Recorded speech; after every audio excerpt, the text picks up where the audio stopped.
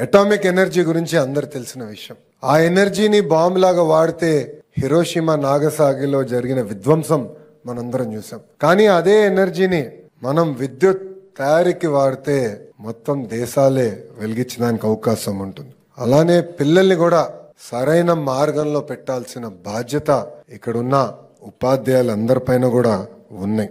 మహిళల్ని గౌరవించాలి, పెద్దల్ని గౌరవించాలి, పేదలకి సేవ చేయాలి.